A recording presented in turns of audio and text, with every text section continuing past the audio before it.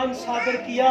उस डाकू से यीशु ने कहा, और डाकू ने यीशु से एक्सपेक्ट किया कि जब तू अपनी बादशाही में आए तो मुझे भी याद करना। तो यीशु ने उसे बड़ी खुशी की बशारत दी। यीशु ने उसे ये नहीं कहा कल, परसों, तरसों, 7वें दिन या 8वें दिन। यीशु ने उस पर मोहर लगा दी। यीशु ने कहा तू आज ही मेरे साथ फिरदौस में होगा।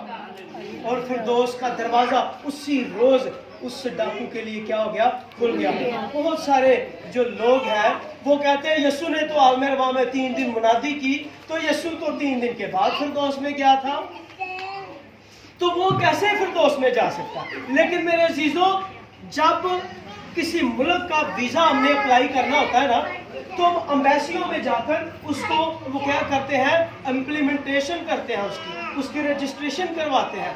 और जो एम्बेसी उस वीजा पे मोहर लगा देती है ना कि ठीक है आप अमेरिका में जा सकते हैं, और जिस दिन उसके ऊपर ठप्पा, उसके ऊपर मोहर लग जाती है, वो उसी दिन से उस अमेरिका के शहर का शहरी हो जाता है, उसको नेशनैलिटी मिल जाती है। इसी तरह यीशु ने जब उसके ऊपर रूहानी मोहर लगा दी और यीशु ने से कहा कि तू आज ही मेरे साथ फिरदौस में होगा, और वो फिरदौस का दरवाजा उसके लिए यीशु ने क्या कर दिया? खोल दिया। इसलिए मेरे अजीजों, हमें भी यीशु को अपना शख्सी निजात दहिंदा कबूल करने की ज़रूरत है, और हमें यीशु से कहने की ज़रूरत है। उस डाकू ने क्या किया? कन्फेस किया, वो झुक गया, उसने अपने आप को सरेंडर कर दिया, उसने कर दिया अपने आप को खाली। हम अपने आप को खाली नहीं कर रहे हैं मेरे अजीजों, खाली करने की ज़रूरत है। हम निजात पाना चाहते हैं तो अपने आप को झुकाएं, अपने आप को खाली कीजिए, अपने आप को उसके आगे कहीं कि मैं हाजिर हूँ।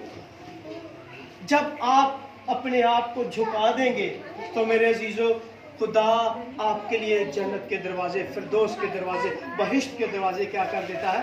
खोल देता है।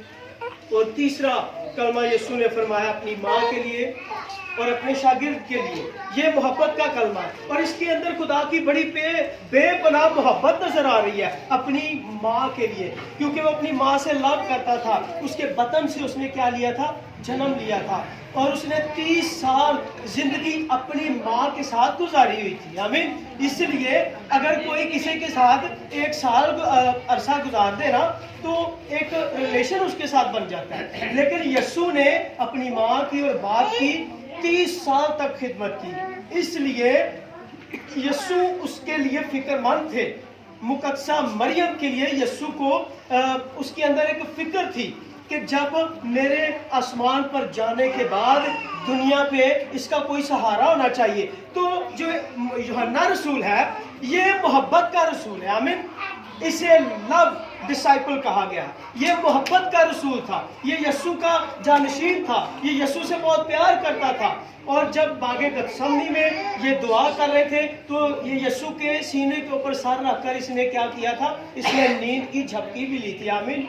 तो ये यीशु का करीबी था। और एक और बात कि इनका खुद का कारोबार था, ये जालों को मुरम्मत करते थे, और ये जाल जो थे किराया पर भी देते थे, लीज पर देते थे। ये मछुआरे थे, फिशरमैन थे, इनका बड़ा वसी पैमाने पर कारोबार था। इसलिए यीशु ने अपनी दानिश में सोचा कि ये मेरी माँ की अच्छी कफालत कर सकता है। आमीन। ये इसका अच्छा कारोबार एस्टैब्लिश है, ये जिस्मानी तौर पर भी रूहानी तौर पर भी मेरी माँ की क्या करेगा? परवरिश करेगा। इसलिए यीशु ने उस शागिर्द से फरमाया कि ये तेरी माँ है। और माँ को वर्ड जो उसने कहा औरत अब्रानी जुबान में इसको एक बहुत ही इम्पोर्टेंस हासिल है, इसे बड़ा मयार दिया गया औरत को। औरत उसे कहते हैं जो माँ बन जाती है। आमीन। अब्रानी वर्ड में औरत उसे कहते हैं जो माँ बन जाती है। और माँ का दिल आप जानते हैं कितना नर्म होता है। आमीन। कितना अपने बच्चों के लिए वो पेशेंस रखती है, वो सिंपैथी होती है उसके अंदर, हमदर्दी होती है अपने बच्चे के लिए। तो इसी तरह औरत को उसने अपनी मुकद्दसा मरियम से यीशु ने क्या कहा? ए औरत। यानी कि यीशु ने अपनी माँ को बहुत आला अल्फाज से लक़ब दिया। उसने कहा ए औरत।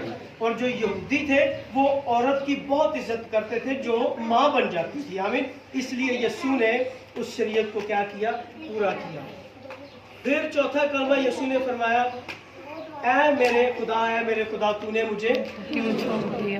یہ کلمہ جو تھا عبرانی زبان میں تھا اور اس کو کہا گیا الوہی الوہی لما شبقتنی، ایلی ایلی لما شبقتنی، جس کا مطلب ہے اے میرے خدا تو نے مجھے کیوں چھوڑ دیا۔ میرے عزیزو بات چھوڑنے کی نہیں ہے، یہاں پر کوئی سیپریشن جو ہم دیکھتے ہیں یہ فزیکلی بھی تھی اور اسپرچولی بھی تھی، آمین۔ کیونکہ ہم جانتے ہیں کہ جو ٹرینٹی ہے، جو تثلیث ہے، وہ خدائے واحد میں کیا کرتی ہے؟ کام کرتی ہے۔ خدا ایک ہے اور اس میں وحدانیت پائی جاتی ہے، اس میں کثرت پائی جاتی ہے، خدا باپ، بیٹا اور روح القدس، اور یہ تینوں ایک ہی اکنوم میں چلتے ہیں، یہ تینوں جدھر جاتے ہیں اکٹھے چلتے ہیں۔ اگر پیدائش کا پہلا باپ اور اس کی پہلی آیت دیکھیں تو وہاں پر لکھا ہے خدا نے کہا کہ اب ہم دنیا بنائیں گے، اور لکھا ہے کہ جب آدم نے گناہ کیا تو وہاں پر بھی بات ہوئی، خدا نے کہا اب انسان کہیں نیک و بد کی پہچان میں ہم میں سے ایک کی مانند ہو گیا ہے۔ اس کا مطلب ہے وہاں ایک سے زیادہ شخصیتیں کام کر رہی ہیں، آمین۔ اگر خدا واحد ہوتا، کلا ہی ہوتا تو کہتا اب انسان میری مانند ہو گیا۔ وہاں لکھا ہے کہ اب انسان نیک و بد کی پہچان میں ہم میں سے ایک کی مانند ہو گیا، تو وہاں پر کیا کام کر رہا ہے؟ ٹرینٹی کام کر رہی ہے، خدا کی تثلیث کام کر رہی ہے، اور یسوع ہمیشہ سے خدا کے ساتھ تثلیث میں رہا ہے۔ اگر یوحنا کی انجیل پہلا باب اس کی پہلی آیت پڑھے تو وہاں پر لکھا ہے ابتدا میں کلام تھا اور کلام خدا کے ساتھ اور کلام ہی خدا تھا، اور ہم نے وہ فضل اور سچائی سے معمور ہو کر ہمارے درمیان رہا، اور ہم نے اس کا ایسا جلال دیکھا جیسے باپ کے اکلوتے جلال۔ تو یہ جو سیپریشن تھی یہ روحانی سیپریشن تھی۔ خدا نے انسان کا سارا جو گناہ تھے